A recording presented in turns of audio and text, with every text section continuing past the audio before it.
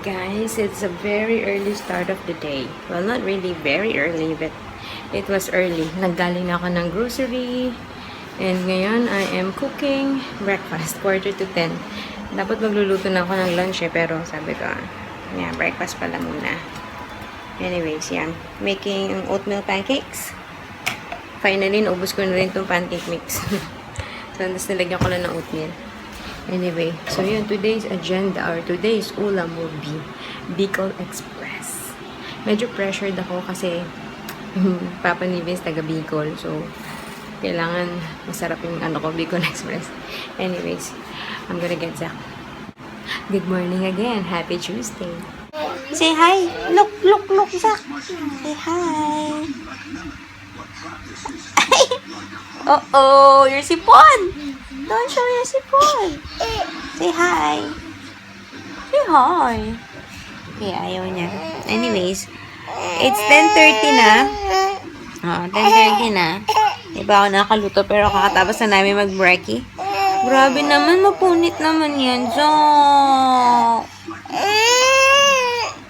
kanina, inaantok siya. Kinarga ko para matulog. Ayaw. So, nahiga kami. Tapos, nilalaro-laro niya ako. Ngayon, nag-on ako ng camera. Ayoko na naman yun.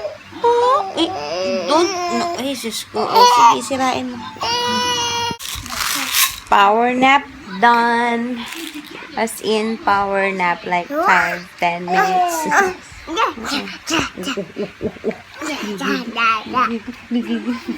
Iniwan ko natutulog dito kasi hugasan ko dapat to si Zeb, may pupo. Sa pagdating namin sa CR, may tao pa. So, pagbalik ko, gising na siya. Kainis. Pero hindi siya umiiyak, in fairness.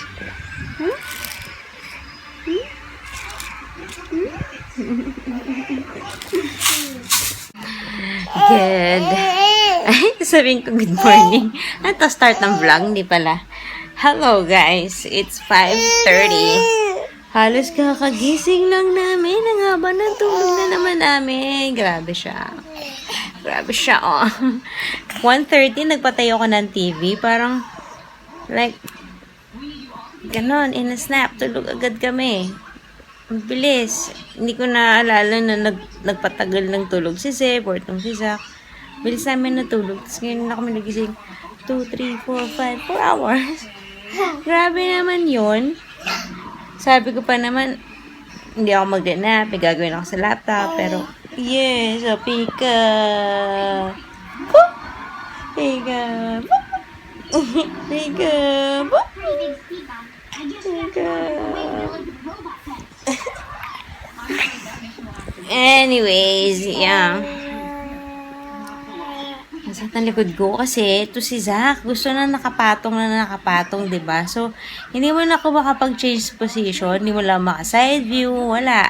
Talagang flat lang. Kaya ang sakit ang likod ko. Gusto niya nakapatong lang sa akin. Yes. Peekaboo. Peekaboo. Peekaboo.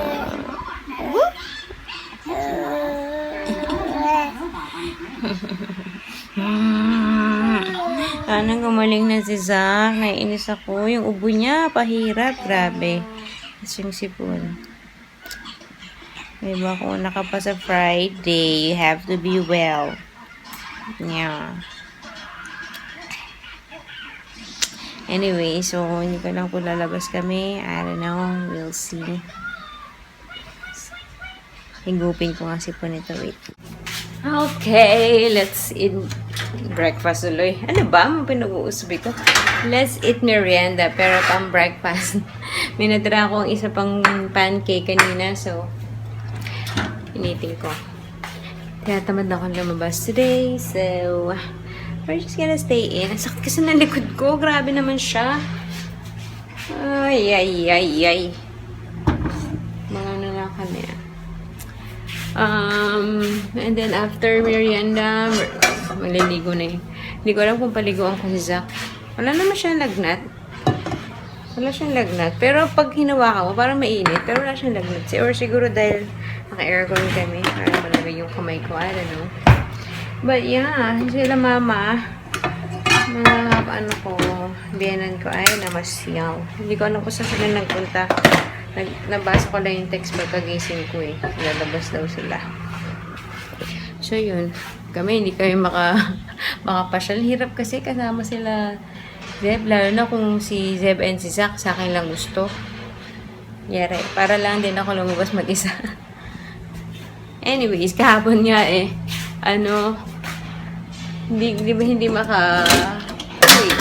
hindi makaalis si Daddy kasi nga si Zeb and si Zach nagkiklingihan nagluluto ako nun.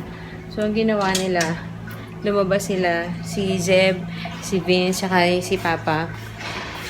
Nilabas nila, tapos parang balak ni Vince iiwanan na pagdating sa playground. Hindi umeffect. Kaya umuwi dito pero syempre walang choice si Vince. Pumasok rin siya. Pero yun, pag uwi dito ni Zeb ay iyak ngawa ng ngawa. Anyway, so yan. Initin ko lang itong aking pancake and we're gonna have merienda. Kahit 6 o'clock na. Although, pag nag-playground naman kami, lumalabas kami mga 6:20, 6:30. Bumibili pa kami ng crispy pancakes. So, same lang. Haba na ng hair ko, no? Yung itong unahan. Kasi, di ba, yung cut ng hair ko kasi is, pag ganun siya, mas mahaba yung unahan. Kaya, mas mabilis to. Tapos, ayun, so, pag tumatama na siya dyan, or, syempre, hindi ko maiwasan, iipit ko sa tenga, fly away na siya. I'm so sad. Anyways, nga pala, si Anna Kai, nandito siya sa Singapore. I really hope to meet her. I want to meet her. Nag-comment ako sa vlog niya, tapos nag-reply naman siya, nahiya ako. Sabi niya, meron daw siyang imi-meet na isang subscriber. I think yun yung sinabi niya sa live niya na bibigyan siya ng discount sa makeup. Makeup nga ba yun? Oo, sa makeup. Tapos, ayun. Tapos sabi ko sa kanya, i-announce niya kung kailan or sabihin niya kailan siya pwede or kailan siya available. Kala mo naman, ang tapa ko magsabi, kala mo naman makakalabas ako just anyhow, Pero, yeah. I wanna meet her. Because she is so pretty. So, yeah. Hi, Anna. Sabi, dati, nag-comment siya before. Nag-comment ako sa vlog niya. Parang first ever ko mag-comment sa video niya pala yun. Video, hindi vlog. About foundation. Basta sa foundation niya. Tapos, nag-reply siya, sabi niya, "Hi, ate. I watch your vlogs po." Wow! Charot! Yes! Pero I'm not sure. I don't think na regular siyang mag-watch. Busy ang taong yun. Pero, nagulat lang ako na sinabi niya na nanonood daw siya ng nakakahiya naman. Anyway, so yun, wala lang. Gusto ko siya ma-meet. Gusto kong makita siya in person. Makita ang kanyang cuties in person. Kasi gandang-ganda ako sa, lalo niya sa makeup niya. So, hanga ako sa paglagay ng foundie. So, yeah, gusto kong makita in person. I hope. Okay, mainit na siya. Kain na kami. Hey guys! Nakalabas na rin sa wakas. Anyway, it's 8:45 and kakatapos na namin mag-dinner ni Daddy. Ang dami na kain ni Daddy. Medyo nasarapan sa ulam. Anyways, yeah. Papunta ako ng mall. Kailangan kong lumanghap ng aircon ng mall. Namimiss ko na siya. Ang tagal ko na siyang hindi nakapiling. Kailan ba last na nag-mall kami? Sabado ba yun? Sabado. Pero diba, saglit lang yun. Nagbili lang kami ng helmet, ganun, kumain. Pero yung mall talaga na malling, strolling, ikot-ikot. Tagal ko lang dinagawa since bumalik kami. So, even before that pa pala, nung umalis kami. So, yes. Mag-ano muna tayo. Stroll sa mall. Nadaan na ako ng Miniso, bought 2 nail polishes. Now, let's go to Watson's. Delikado tayo dito sa $5 sale. Let's see. Just trying a simple t-shirt, but at the back. Kami makita. Kita ba? There.